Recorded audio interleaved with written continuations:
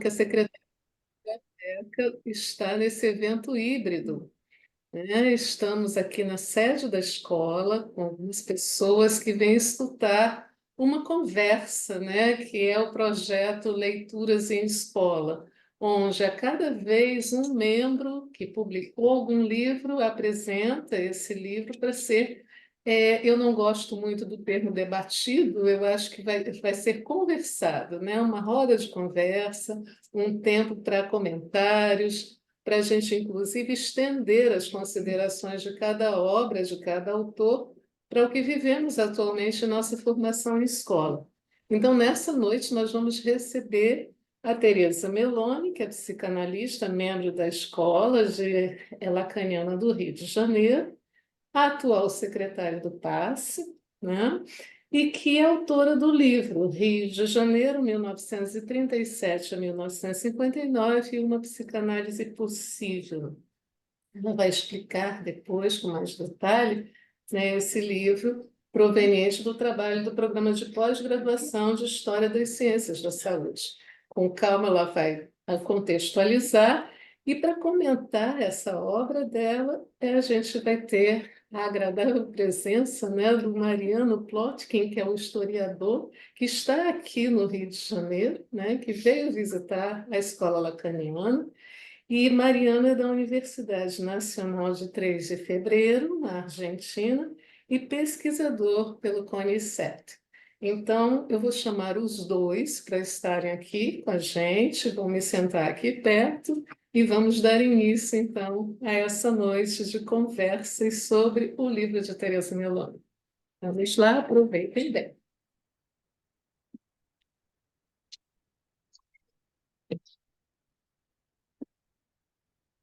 Pensa, explicar por Sim, qué. sim. Deixa-me cambiar.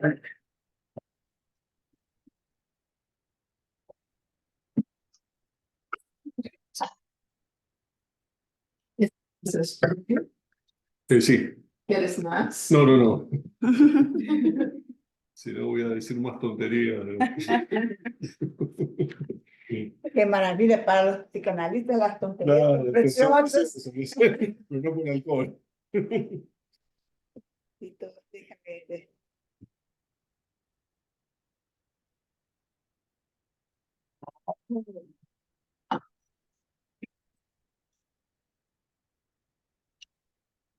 Bom, pode começar, né, Alexandre? Você tira um pouco do rosto dele. A luz. Ótimo. Então, eu sou muito grata a esse trabalho que a Márcia Siciliano vem fazendo com a biblioteca da escola. Aliás, ao chegar aqui, eu me dei conta que há muito tempo eu venho dizendo, gente, biblioteca não é uma pilha de livros. E agora, então, né, com esse trabalho híbrido ou trabalho online, os livros não só ficam empilhados, fechados na biblioteca, como ficam solitários. E livro solitário é muito triste, eles ficam chorando. Então, eu fico muito contente, espero que essa biblioteca passe a ser festa todo o tempo, que a Márcia é muito festeira. E essa minha observação, não a propósito, surgiu exatamente quando eu estava fazendo mestrado no programa de pós-graduação de História das Ciências da Saúde, na COC Fiocruz, e a biblioteca de lá me encantava, era uma biblioteca que conversava com quase todas as bibliotecas universitárias do mundo, e que recebia gente para falar e para fazer, e foi lá que eu aprendi que livro fala, que livro anda, que livro fala várias línguas, inclusive. Então, eu fico muito satisfeita com esse trabalho que a Márcia vem fazendo, e especialmente de me convidar para trazer o meu livro, que a gente comentava, é um livro antigo, já foi escrito há 13 anos, mas bastante atual, porque a história é sempre atual, eu penso, né? E agradeço também aqui a presença do Mariano para apreciar com a gente, né, algumas coisas que talvez eu mesma não saiba que tem escrito. Eu queria contextualizar um pouco como é que foi que surgiu esse trabalho.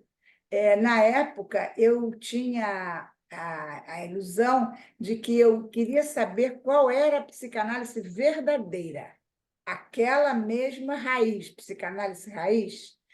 Então, alguém chegou para mim, até inoportunamente, me falou desse programa.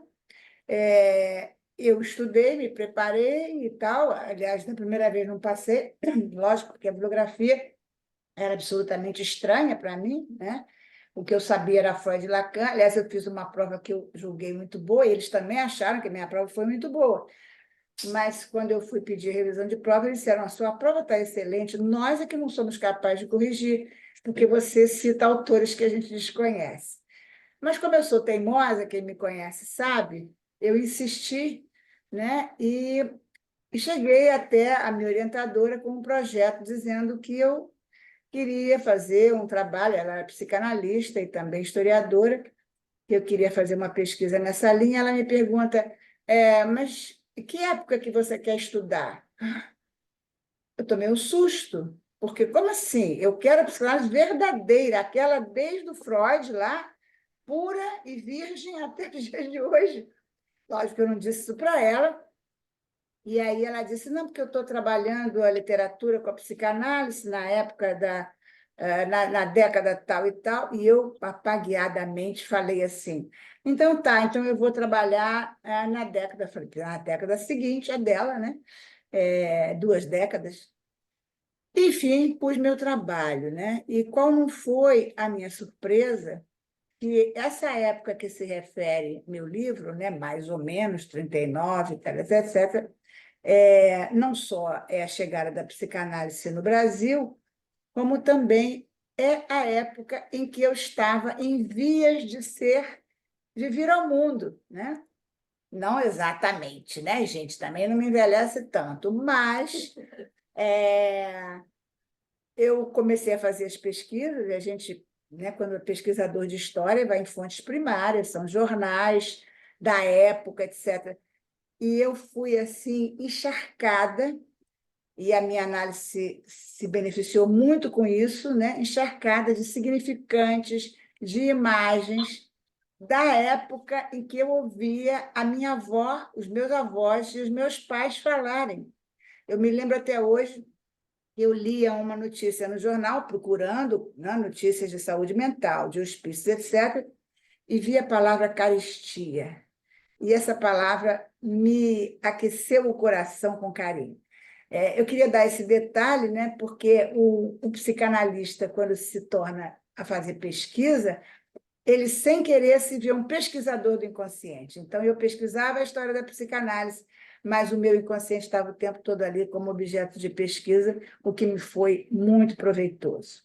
Bom, agora chega, porque eu já escrevi o livro, já falei demais, agora eu quero ouvir o que o Mariano fala do meu livro. Yo voy a hablar en español porque mi portugués es muy malo, así que prefiero hablar en español, voy a hablar despacio. Si no entienden, me interrumpen y me dicen. Bueno, antes que nada, agradecer muchísimo a Marce y a Teresa por la invitación, por el convite, estar acá. La oportunidad de leer un libro realmente muy bueno. Sino felicitaciones. Es todo un problema estudiar la historia del psicoanálisis en América Latina y desde América Latina. América Latina es un área donde actualmente el psicoanálisis tiene más presencia probablemente que en ninguna otra parte del mundo, particularmente en ciudades como Río de Janeiro, Sao Paulo, Buenos Aires, fundamentalmente, es la capital mundial del psicoanálisis. Y sin embargo, además, en América Latina el psicoanálisis penetró, fue conocido antes que en muchos países europeos. Piensen ustedes que ya Juliano Moreira introducía a fines del siglo XIX textos de Freud en su bibliografía, cuando todavía estaba en Bahía, Salvador. Piensen que la primera tesis doctoral de la que yo tengo noticia creo que en el mundo casi, sobre psicoanálisis específicamente, se defendió en Río de Janeiro, en 1913. Y ya en esa tesis, ¿no? Ienesérico de Sousa Pinto era el autor, él mencionaba tratamientos psicoanalíticos que venían realizándose desde antes, o sea, desde antes de 1913. A principios del siglo XX ya se conocía en Río de Janeiro. Y en Buenos Aires, y en Santiago de Chile, y en la Ciudad de México un poquito después, pero ya en 1926, hubo 2 tesis doctorales defendidas en Ciudad de México sobre el psicoanálisis. En momentos de que en Europa, en países europeos, prácticamente no se conocía, o se hablaba poco, o se hablaba casi nada. Entonces, la primera constatación es que América Latina cumplió un papel muy importante en la difusión y desarrollo del psicoanálisis a nivel mundial. Y sin embargo, uno lee las historias generales del psicoanálisis escritas en el norte, en Europa y en Estados Unidos, y América Latina no aparece. No aparece.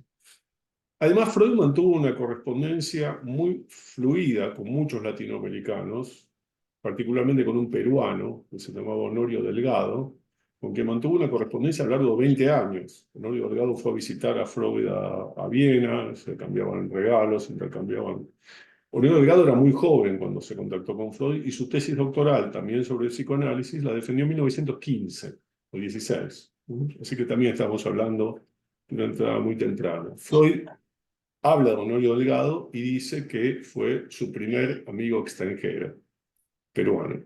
Una de las primeras biografías que se escribieron sobre Freud en cualquier idioma la escribió Honorio Delgado en 1926, que fue traducida al portugués en 1930. O sea, estamos hablando de una circulación no demasiado extensa, pero bastante intensa, muy temprana del psicoanálisis en América Latina. Eso es algo a tener en cuenta.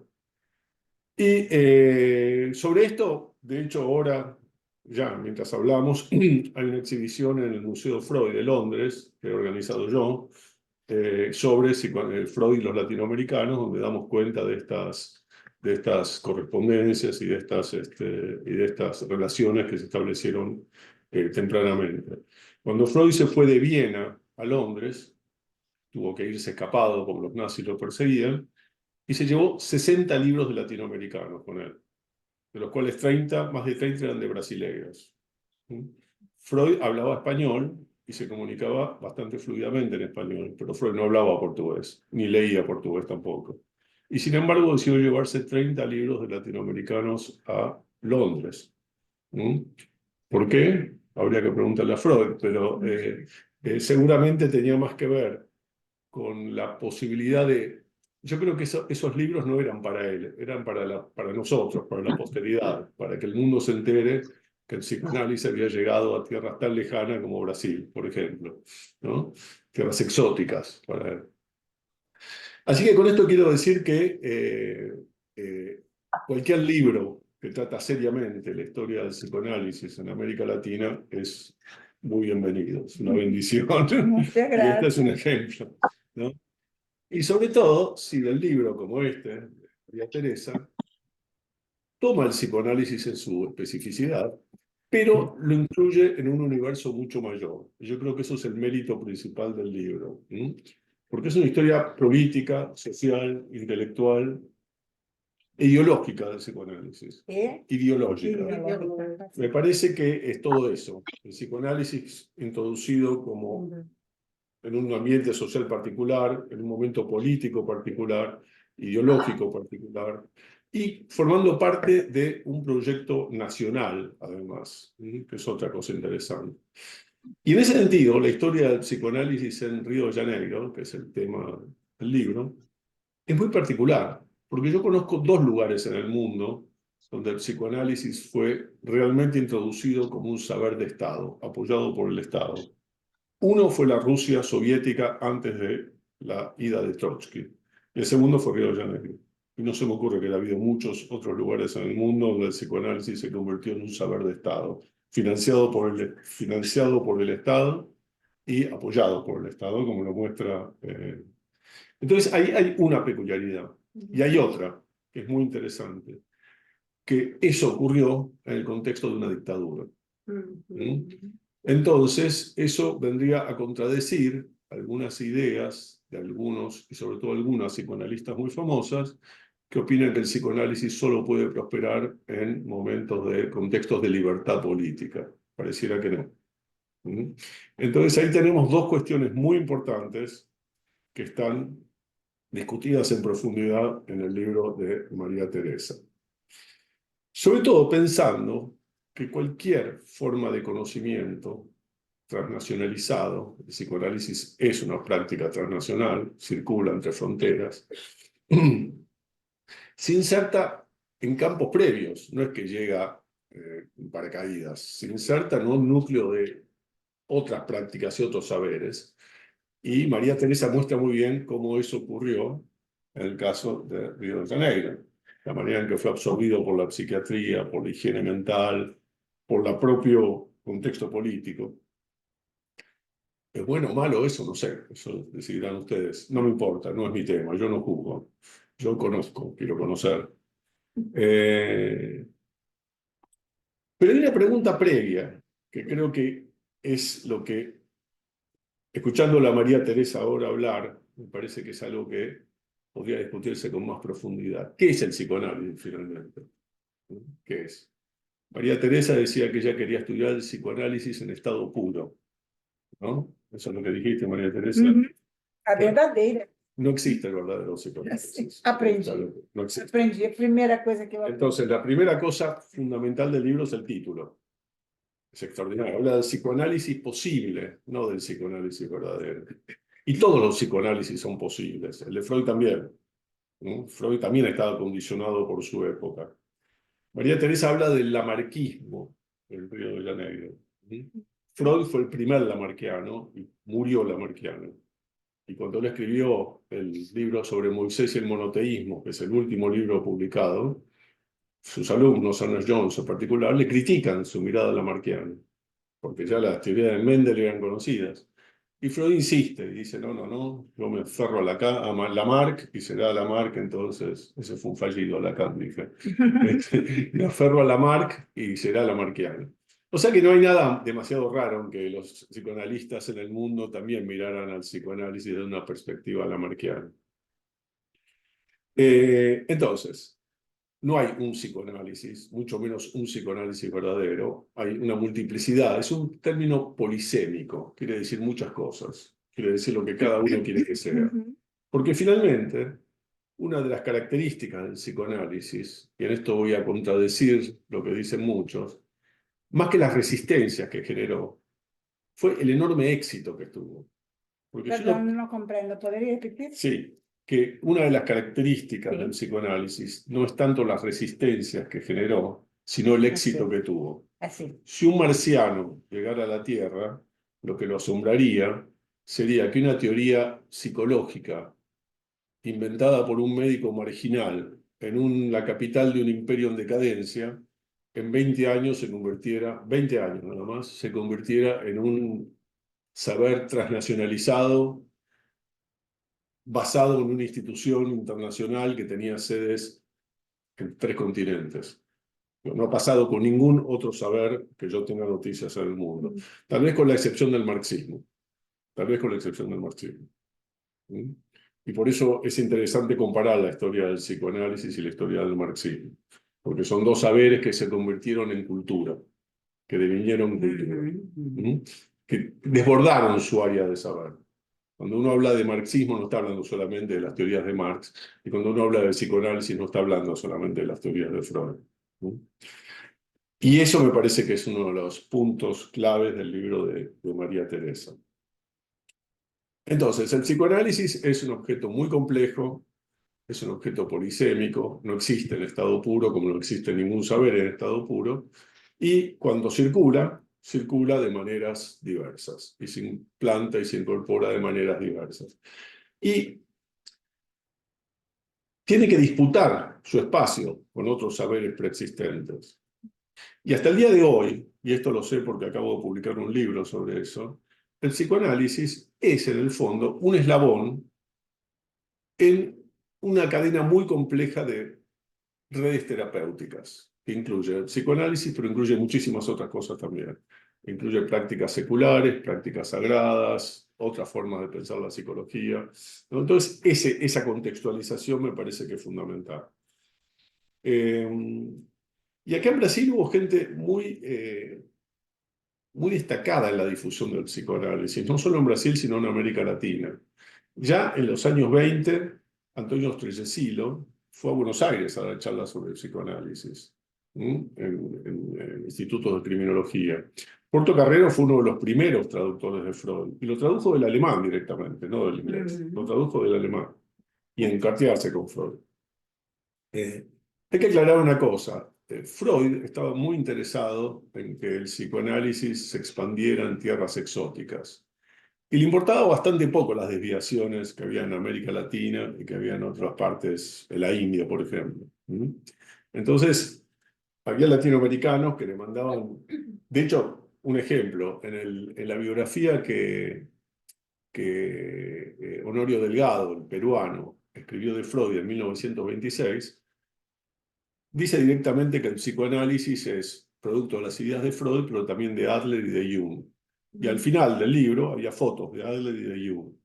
Freud no solamente revisa el texto, sino que además lo felicita por lo maravilloso del texto. Eso en Europa hubiera sido impensable. En 1926, Freud jamás hubiera aceptado que un biógrafo europeo escriba un libro y ponga fotos de Adler al final. Y sin embargo, en América Latina le importaba mucho menos, porque lo que le importaba es que el libro saliera y se leyera, y que el psicoanálisis se conociera. Eso es algo que también hay que tener presente, porque eso se ve mucho en las correspondencias entre Freud y los latinoamericanos. Los latinoamericanos les mandaban libros que tenían muy poco que ver con el psicoanálisis ortodoxo, y Freud le decía, muy bien, lo felicito, siga así, todo bien. Entonces, ese es un tema también que hay que tener presente. Yendo al caso particular de Río de Janeiro, es muy interesante la comparación que establece María Teresa con el caso de Sao Paulo, que sería la otra contrapartida. En Río de Janeiro fueron los psiquiatras más conocidos y más prestigiosos los que se acercaron de alguna manera al psicoanálisis, incluyendo Juliano Moreira, con sus ideas biologicistas, crepelianas, racialistas. Recordemos que Juliano Moreira era negro, ustedes sabían eso. Sí, sí. Hijo de esclavo, además. Sí. Casado con una alemana. Ele hablaba alemán. Sí, sí. Aliás, en la época, la intelectualidad hablaba alemán. Exacto, él hablaba alemán. No sé por qué estoy hablando español. Estaba casado con una alemana, su esposa era alemana. No tuvieron hijos. No tuvieron hijos.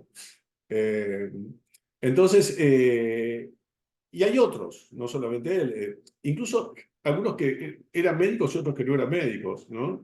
O que eran médicos pero se acercaban al saber antropológico. Arthur Ramos también se contactó con Freud. Arthur Ramos. Escribió O Negro Brasileiro, que es una mirada psicoanalítica brasileira, ¿no?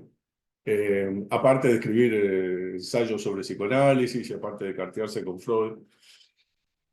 Pero quería volver al tema de Vargas, ¿no? Que me parece que es importante, y sobre todo a quien fue su ministro de Educación y de Salud, que fue Gustavo Capanema, que como ustedes conocen mejor que yo, era un intelectual muy reconocido de Minas Gerais, muy vinculado al modernismo mineiro, muy vinculado a Drummond de Andrade, entre otros, ¿no? Y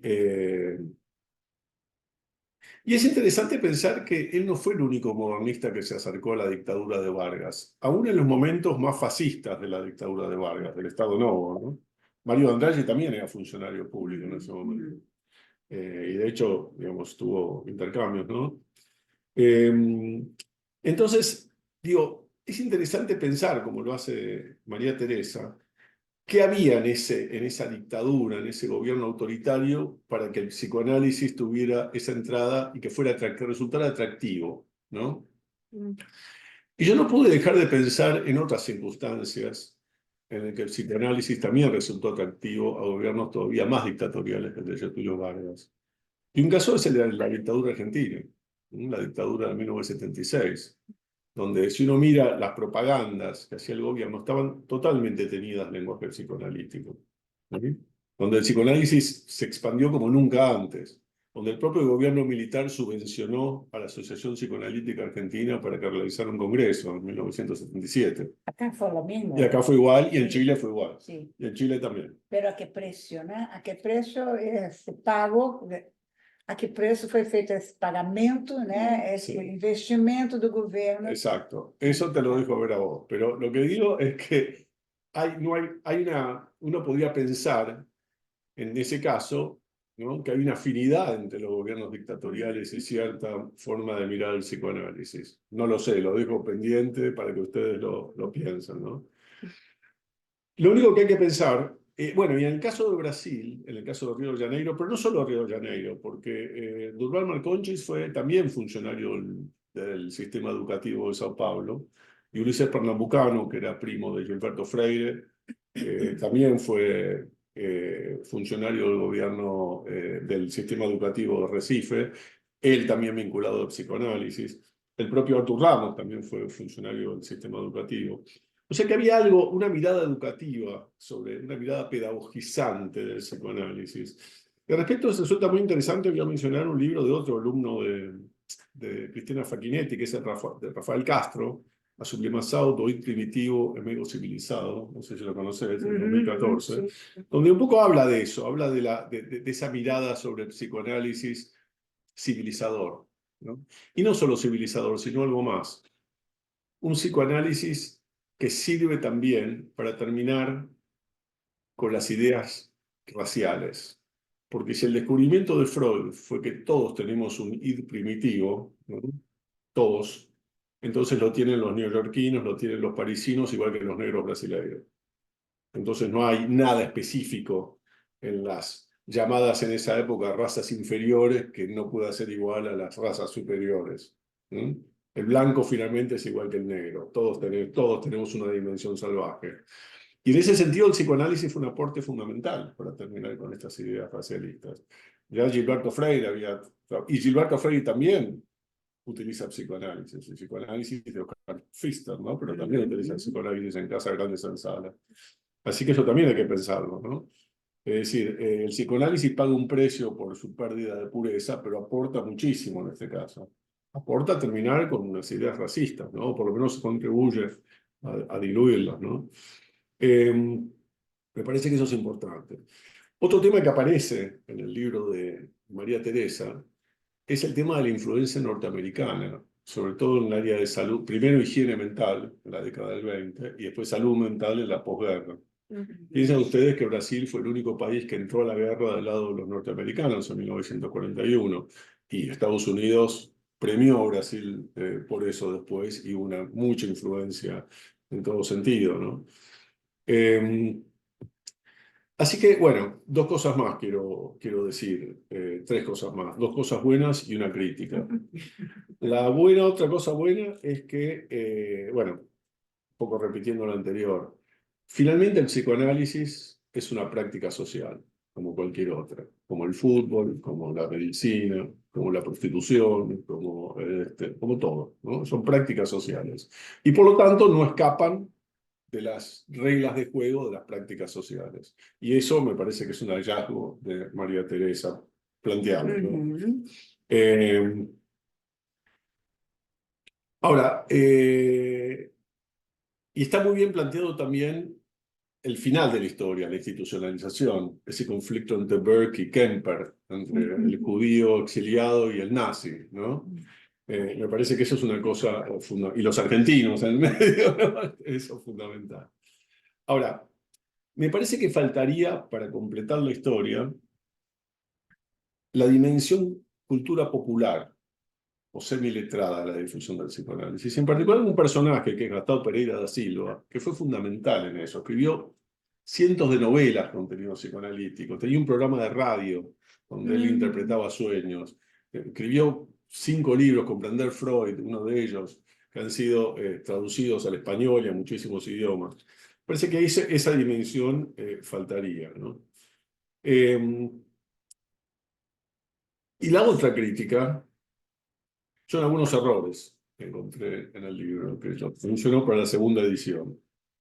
Bueno, cuando llegó Adelaide Koch, Berlín ya no era, hacía rato que ya no era el centro del psicoanálisis internacional. Adelaide Koch llegó en 1937 y los nazis ocuparon el poder en 1933, así que Berlín ya hacía rato que había dejado. En 1934 no había varios didactas europeos en la Argentina. De hecho, los que mencionás, página. Mas a Adelaide Koch veio para o Brasil numa situação precária. Alguma coisa Eu, de alguma maneira, vi ou me enganei, me equivoquei, do motivo da vida dela. Mas ela chegou numa condição muito precária. Sí, que Berlín era el centro del psicoanálisis en esa época. Talvez seja isso. E é interessante que, por ela ter vindo de São Paulo, ela absolutamente teve que custear a sua própria vida, porque ela não recebeu, como receberam os que vieram para o Rio de Janeiro, o sustento do governo federal. Y además terminó atendiendo pacientes en el propio consultorio de coaching. Parece que ela morou, Sí. inclusive. Ah, sí. Bueno, de los argentinos que mencionás, que decís que son extranjeros, Pillon Rivière llegó a la Argentina a los 8 años, Raskowski era argentino, Arminda Verasturi era argentina, y además no era psicoanalista, era pedagoga, era esposa de Pillon Rivière. Ángel Garma era español, era el único que tenía análisis didáctico hecho en ese momento. Mari Langer era austríaca, pero no tenía análisis didáctico hecho, de hecho se analiza con Garma. Y Celes Cárcamo era argentino también. Y Daniel Lagache no era argentino, era francés. Y nunca estuvo en la Argentina. Bueno, otro tema interesante que aparece, que también yo creo que habría que revisarlo. Vos decís que Freud decía que el psicoanálisis debía ser pago, cosa que es cierto. Pero Freud también creó clínicas gratuitas para el psicoanálisis. Y hay un libro entero de Elizabeth Danton que trabaja sobre esos temas, y eso no está mencionado aquí. Hablas del gobierno socialdemócrata implantado por los nazis en 1938. Ni era socialdemócrata ni fue implantado en 1938, en 1933, y no era socialdemócrata. Así que bueno, nada, son errores menores, pero que para la segunda edición deberías revisarlo.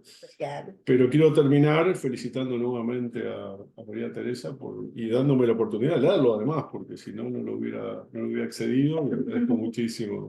Me lo vas a dedicar. Que isso, eu que agradeço a sua peneira, Felicitaciones. sua apreciação tão rigorosa, cuidadosa, carinhosa, etc, etc.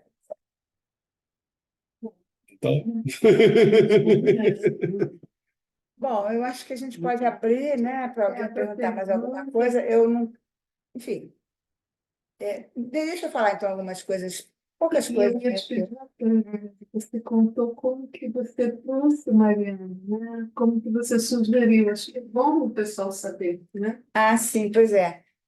O Mariano apareceu porque eu comecei a perguntar ao pessoal da COP Fiocruz, do programa de pós-graduação, especificamente a minha orientadora, comecei a perguntar se teria alguém de lá que gostaria de comentar o livro, né?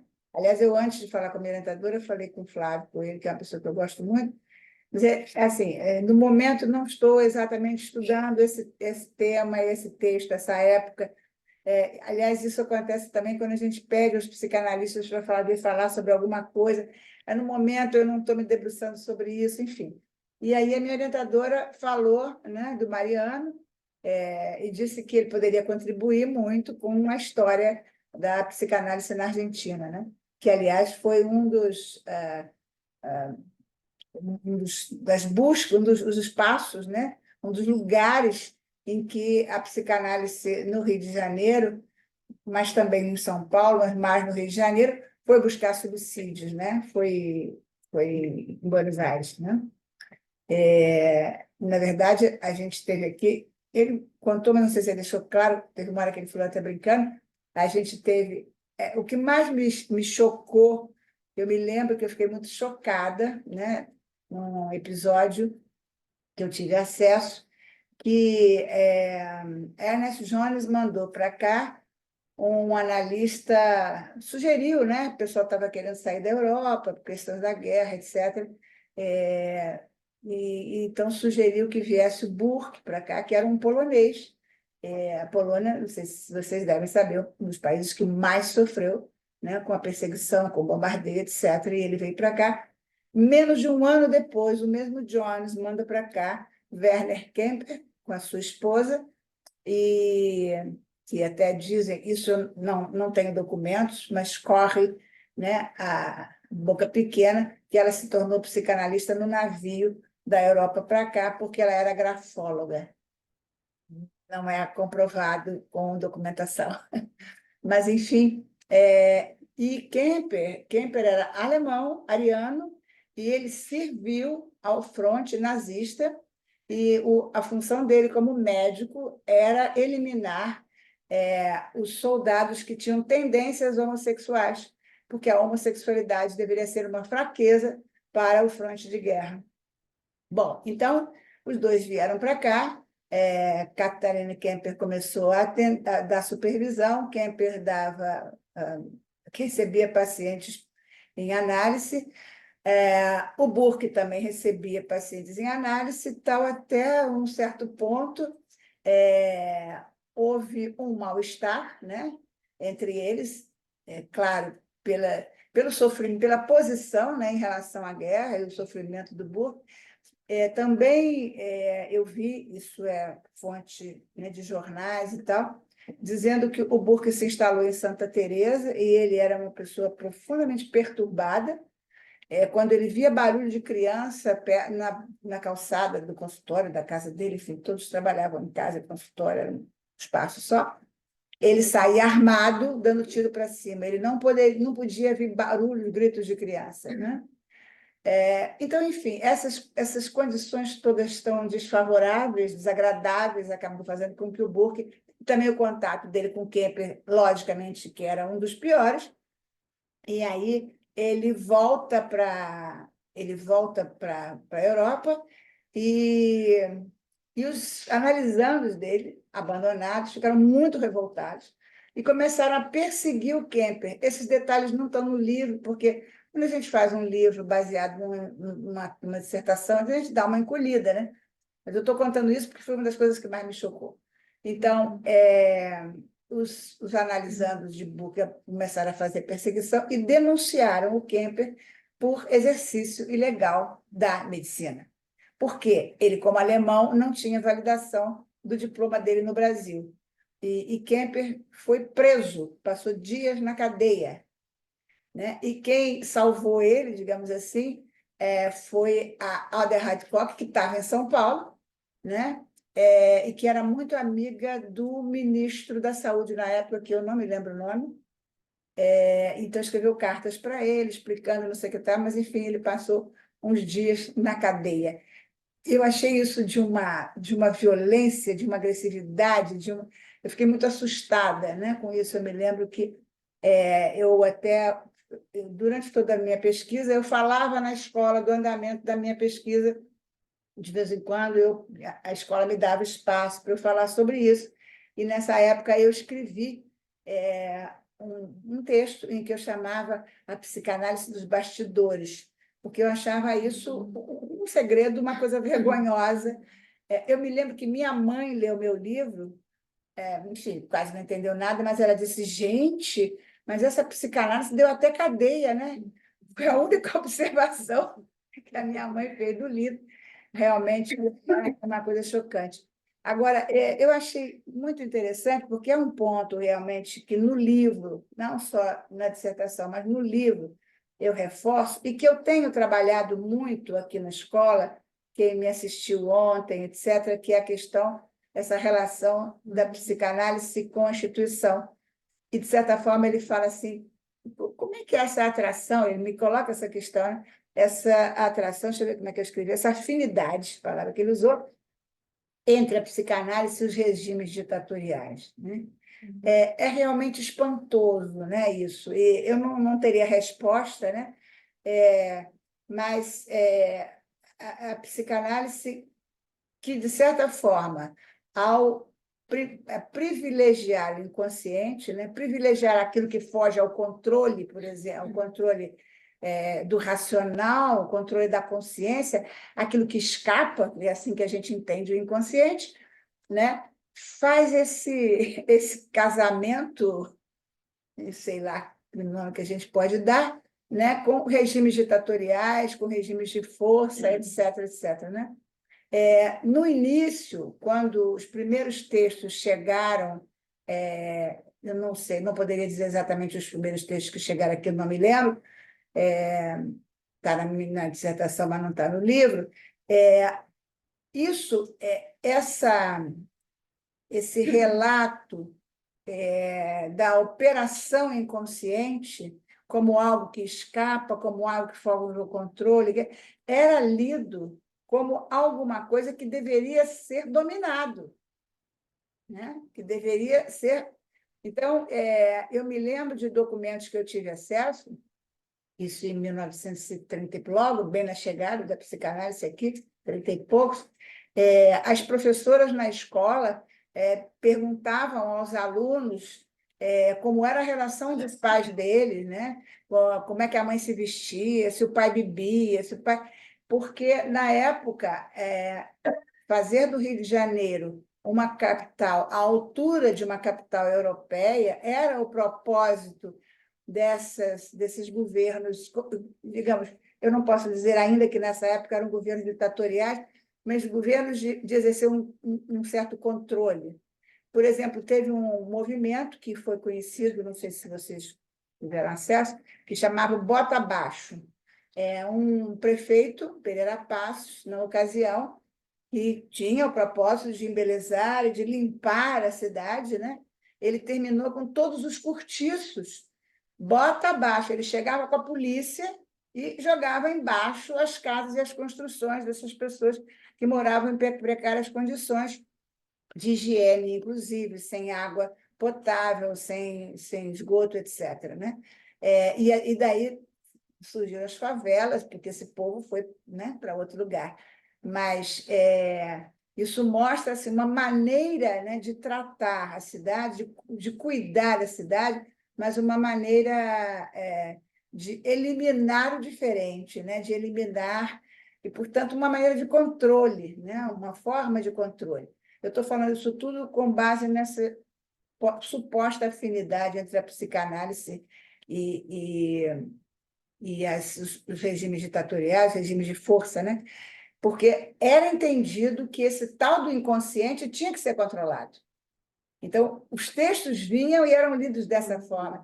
Isso é muito curioso, porque, nesse sentido, o que diz um texto, né? O que é uma leitura, né? Cada um lê com o seu olhar, né? Com o seu interesse. E a psicanálise, como ele diz, pagou esse preço, se deixou usar, eu diria, se deixou abusar, né? Na minha visão, mas não na da época, se deixou usar para poder vingar, que a psicanálise, como ele diz, o Brasil é o país em que tem maior número de psicanalistas do mundo, e per capita é a Argentina, né? Então, para poder sobreviver, para que a análise tivesse a sua difusão, que era a grande preocupação do Freud, pagava-se esse preço, né? Fazia vista grossa a esse uso, que eu chamo de abuso, da teoria psicanalítica para esse controle, para essa higienização, né? A maior parte, quer dizer, o grande centro, núcleo de discussão e de produção literária em torno da psicanálise, na época, foi tratado, nasceu num órgão chamado a Liga Brasileira de Higiene Mental, né? Que tinha essa ideia de higiene mental americanizada, como ele se referiu, né? Com esse enfoque americanizado, um enfoque racista nesse sentido, não da raça no sentido mais estrito, mas eliminar o diferente, né? Então, vários psicanalistas faziam, médicos, psiquiatras, faziam parte dessa liga de higiene mental e eles discutiam e eles achavam que eles estavam realmente... estavam, e foi assim que a psicanálise entrou, e foi dessa maneira que entrou, né? Bom, outra coisa que deixa eu ver se tem mais alguma coisa. Sim, eu queria enfatizar a comparação com São Paulo, que Mariano só... São Paulo, a psicanálise chega lá, mais ou menos na mesma época, e lá o que estava acontecendo? Hoje em dia é impensável, né? Porque Rio e São Paulo é aqui, né? Tem gente que está aqui, está em São Paulo. Então, Rio e São Paulo não tem mais distância. Mas, na época, São Paulo e Rio eram distantes, e São Paulo estava na Semana de Arte Moderna, foi o ano da arte moderna, né? Então, quem recebeu a psicanálise foi a classe artística, né? E a gente tem, vocês veem, nos artistas da arte moderna, uma influência da psicanálise muito grande. E foram. Agora, o que aconteceu lá? Os artistas queriam muito saber da psicanálise, receberam a psicanálise, usaram da psicanálise, mas eles não estavam interessados em formação do psicanalista. E o Freud estava interessado em formar psicanalista. O foco do Freud é que ele tinha que formar psicanalista porque ele queria garantir que depois da morte dele a psicanálise ia continuar, né? Então, eles chegaram a criar lá uma sociedade, né? Mas os artistas falaram, não quero fazer formação, nós queremos ler, discutir, pintar, fazer artes plásticas, etc. E aí, inclusive, publicaram a primeira revista de psicanálise na ocasião. Isso tudo eu estou falando assim em década de 30, né? E depois fecharam a sociedade, porque ninguém queria se formar em psicanálise. E depois foi aberta novamente a Sociedade Psicanalítica de São Paulo, né, que é atual até hoje, ligada à IPA. Outra coisa que eu enfoco também, assim, que essa polaridade, né, que a gente pode enfocar Rio-São Paulo, mas a gente pode focar também na questão ditatorial e a questão da psicanálise. Essa polaridade permaneceu durante muito tempo, né? Não sei se Flávia, mas Elma e tal, somos do tempo que aqui no Rio de Janeiro tinham apenas duas sociedades, Sociedade Psicanalítica do Rio de Janeiro e Sociedade Brasileira de Psicanálise, e elas, não sei por que, viviam sempre torcendo. Você é da Brasileira? Você é da Rio de Janeiro? Quer dizer, uma coisa assim, quer dizer, a polaridade Burke e Kemper parece que é engraçado, a história me faz pensar, né, que os acontecimentos culturais parecem uma peste, né? Parece que contamina, porque durante muito tempo a gente viveu no Rio de Janeiro essa divisão, né, entre as duas sociedades, com diferenças mínimas, mas essas diferenças eram tomadas como narcisismo das pequenas diferenças, né? Nós somos melhores que os outros, etc, etc.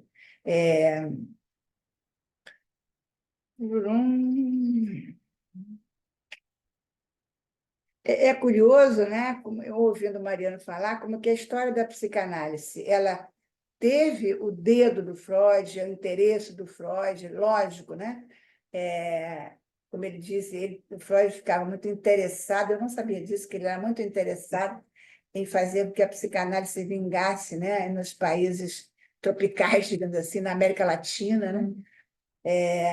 Realmente eu não sabia disso, mas esse interesse, a história, os acontecimentos, o fio da história, ele vai tomando o rumo que não é o rumo do objetivo do Freud.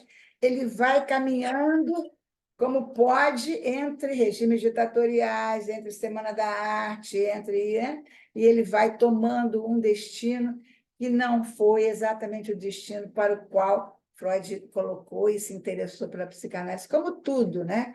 A questão cultural vai dando corpo, vai dando cara aos acontecimentos, às ciências, à cultura em geral, né? Tem só uma coisa. Sim, eu queria acrescentar. Nessa binaridade, que é um tema também que eu tenho estudado, até porque no Brasil a gente está vivendo, né, um momento, né, de ideologia binária, de ou direita e esquerda, ou vermelho ou azul. Essa binaridade ela empobrece qualquer polissemia, que foi uma palavra que ele tanto usou, que a psicanálise promove, né? Não há polissemia quando você tem dentro e fora, quando você tem escuro e claro, né? Você tem que ter um terceiro, né? Que seria, né, esse entre, uma alteridade que poderia fazer uma ciência, ou uma prática, ou uma técnica avançar, crescer, né? Assim. E eu acho que era isso que eu tinha para falar. Pois não, imagina, acho que eu... Eu queria aproveitar, já que temos historiador, queria perguntar assim, especificamente Eu queria, assim, acho que minha pergunta é bem básica, assim, até meio bobinha. Eu queria perguntar, assim, qual a importância, né, desse estudo histórico para a psicanálise, assim, para a clínica psicanalítica, assim? O que a gente pode tirar, né, assim, de proveito dessa história, para a nossa clínica, por exemplo, né? ¿Pregunta para mí o para...? Para os dois. Fala você primeiro. Acho um ponto comum, né? Ah, La respuesta mía es que no tengo ni la menor idea, porque yo no soy psicoanalista y no sé para qué sirve el psicoanálisis en la clínica. Lo que sí puedo decir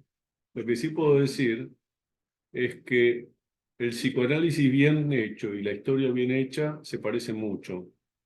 La única diferencia, la historia bien hecha y el bem feita. psicoanálisis bien feita, el psicoanálisis bien feito se parecen mucho. La única diferencia es que mis pacientes están todos muertos. Esa es la gran diferencia. Pero es muy parecido, ¿no? Construimos narrativas a partir de lo que podemos, ¿no? Ese es el objetivo. Yo te puedo decir para qué sirve el psicoanálisis para hacer historia, eso sí te puedo decir. Y después María Teresa te va a decir para qué sirve para hacer psicoanálisis. Eh, el psicoanálisis ha abierto muchos caminos a la historia y a las ciencias sociales, no tanto para dar respuestas, sino para plantear preguntas. ¿Mm? Lo que está latente, lo que no se ve, ¿no?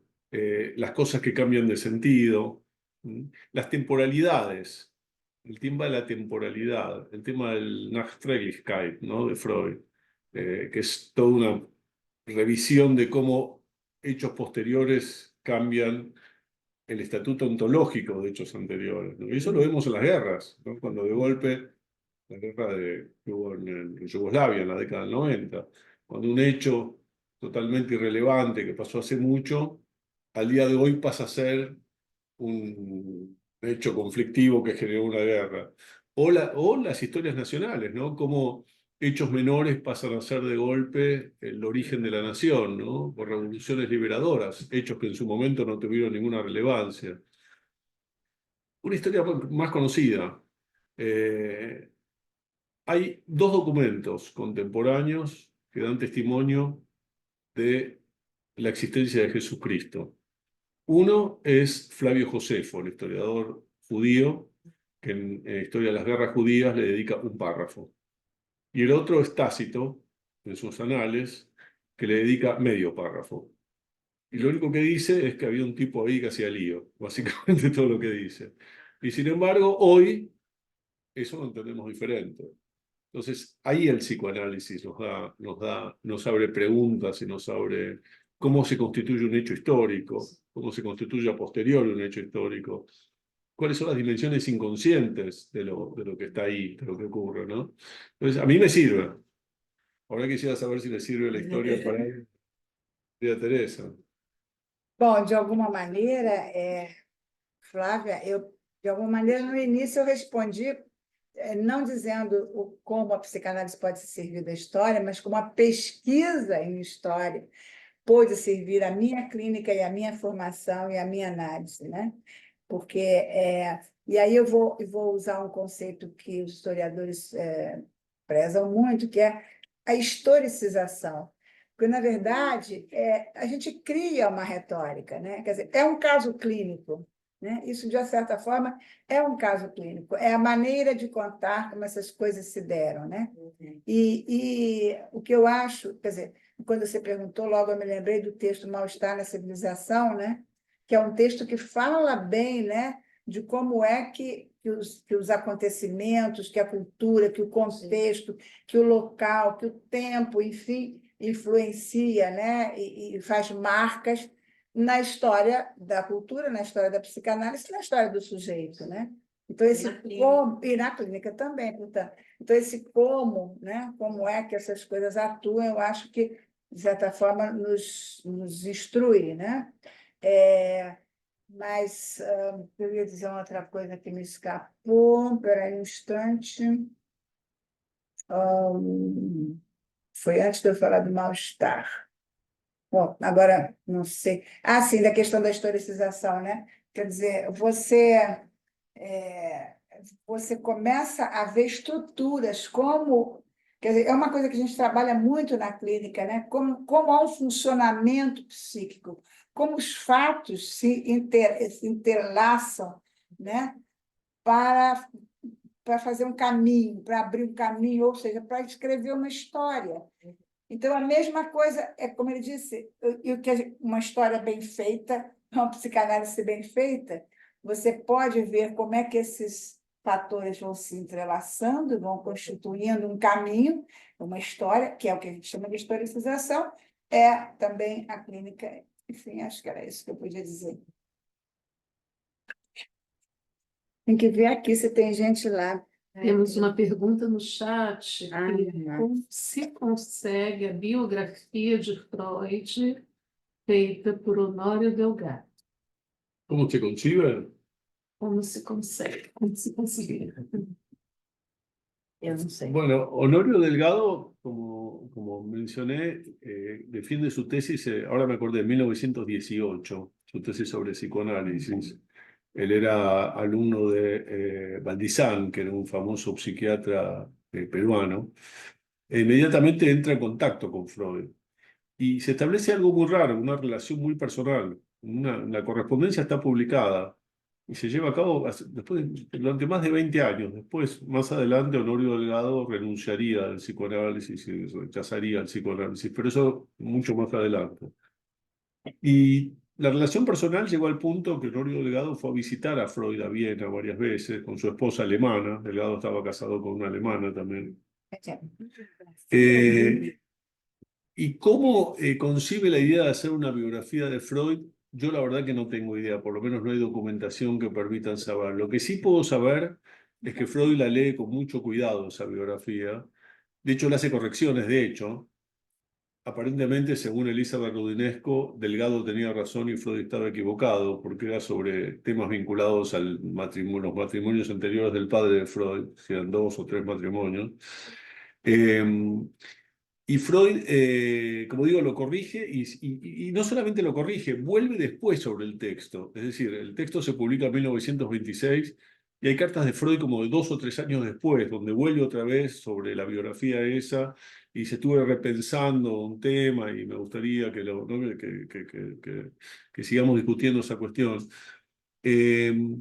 Y como digo, una biografía del psicoanálisis absolutamente heterodoxa, porque pone en igualdad de condiciones a Freud, a Adler, a Jung, en 1926, ¿no? Que era un momento ya donde esto era poco probable, digamos, en Europa. Y de hecho están las fotos al final de todos ellos. Y Freud lo único que le cuestiona es que dice, podrías haberme ahorrado la foto de Adler. Es lo único que le cuestiona de todo eso, ¿no? Eh, Así que bueno, es una biografía que no tuvo mucha proyección. De hecho, salió publicada en una edición muy barata, digamos, muy mala calidad. Sí fue traducida al portugués. Yo tengo la primera versión original en español, no conseguí la edición de acá hecha en Brasil años después, no sé quién la tradujo. Eh, no fue o sea, no tuvo una difusión muy grande en ningún lado realmente. Pero si miramos, creo que fue la segunda o la tercera biografía de Freud en el mundo. Una anterior en la década del 20 y otra después hecha por un norteamericano, y creo que esta debe haber sido la tercera. O sea que y tiene mucha documentación, así evidentemente hubo un intercambio atrás de esa biografía entre Freud y Delgado, porque Delgado tiene acceso a documentos, tiene acceso y si lo comentó, está claro que él sabía de qué estaba escribiendo, a pesar de que sus ideas sobre el origen del psicoanálisis no coincidían con las de Freud en ese momento. Así que bueno, si alguien consigue una edición en portugués acá, estaría bueno, hay que ir a los cebos a ver si aparece alguna. Mais alguma coisa no chat? Mais alguma coisa? Perguntas? Gente, muito obrigada, muito obrigada. Você tratou. María Teresa, me vas a dedicar el libro. Eu que agradeço. e a presença do pessoal online, a presença dos que estão aqui na sede da escola. Agora nós vamos recepcionar aqui o convidado, né? Sim, com Elisete, com os que estão presencialmente. Uma boa noite a todos e até o próximo evento da biblioteca. Vamos lá. Ok, boa noite. Obrigada. Buenas noches. Chao, gracias.